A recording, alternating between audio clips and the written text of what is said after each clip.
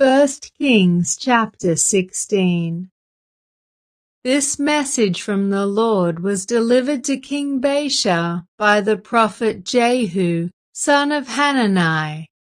I lifted you out of the dust to make you ruler of my people Israel, but you have followed the evil example of Jeroboam.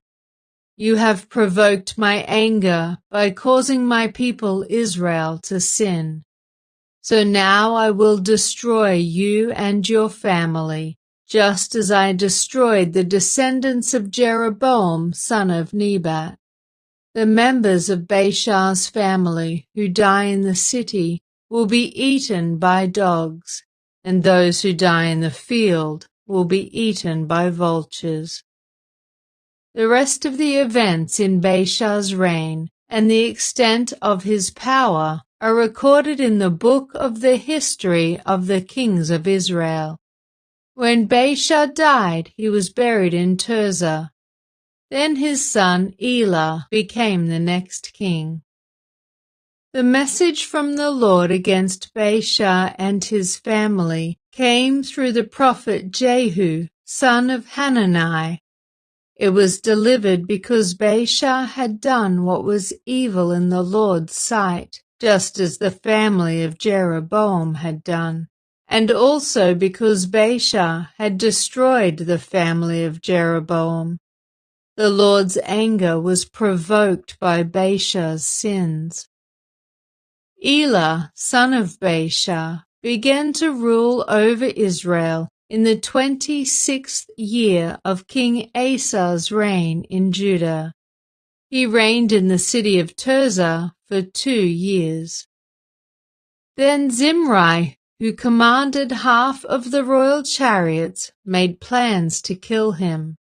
One day in Tirzah, Elah was getting drunk at the home of Arza, the supervisor of the palace. Zimri walked in and struck him down and killed him. This happened in the 27th year of King Asa's reign in Judah. Then Zimri became the next king.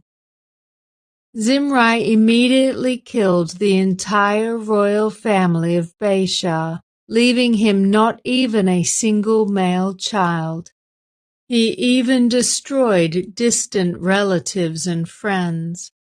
So Zimri destroyed the dynasty of Baasha as the Lord had promised through the prophet Jehu. This happened because of all the sins Baasha and his son Elah had committed, and because of the sins they led Israel to commit. They provoked the anger of the Lord, the God of Israel, with their worthless idols. The rest of the events in Elah's reign and everything he did are recorded in the book of the history of the kings of Israel. Zimri began to rule over Israel in the 27th year of King Asa's reign in Judah, but his reign in Tirzah lasted only 7 days. The army of Israel was then attacking the Philistine town of Gibbethon. When they heard that Zimri had committed treason and had assassinated the king, that very day they chose Omri, commander of the army, as the new king of Israel. So Omri led the entire army of Israel up from Gibbethon to attack Tirzah, Israel's capital. When Zimri saw that the city had been taken, he went into the citadel of the palace and burned it down over himself and died in the flames. For he too had done what was evil in the Lord's sight. He followed the example of Jeroboam in all the sins he had committed and led Israel to commit.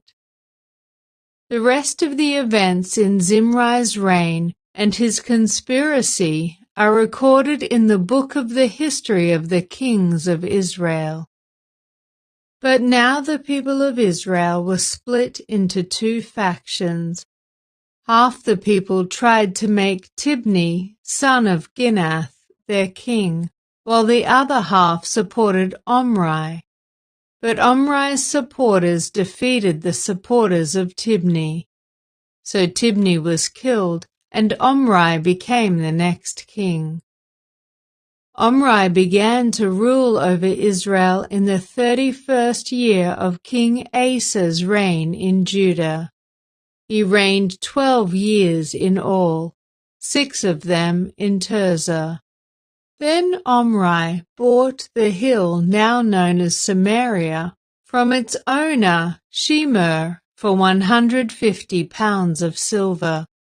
He built a city on it and called the city Samaria in honor of Shemer. But Omri did what was evil in the Lord's sight, even more than any of the kings before him. He followed the example of Jeroboam, son of Nebat, in all the sins he had committed and led Israel to commit. The people provoked the anger of the Lord, the God of Israel, with their worthless idols. The rest of the events in Omri's reign, the extent of his power, and everything he did, are recorded in the book of the history of the kings of Israel. When Omri died, he was buried in Samaria. Then his son Ahab became the next king.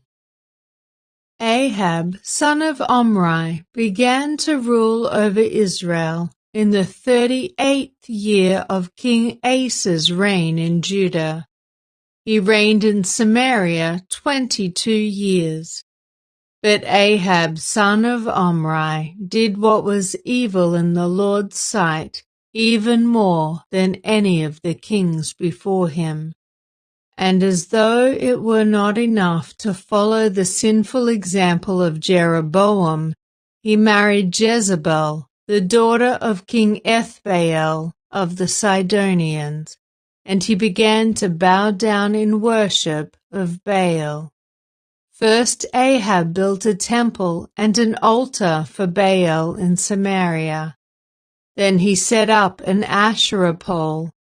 He did more to provoke the anger of the Lord, the God of Israel, than any of the other kings of Israel before him.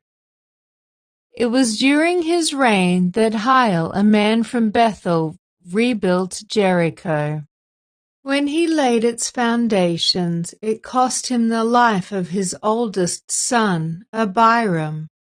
And when he completed it and set up its gates, it cost him the life of his youngest son, Segub. This all happened according to the message from the Lord concerning Jericho, spoken by Joshua, son of Nun.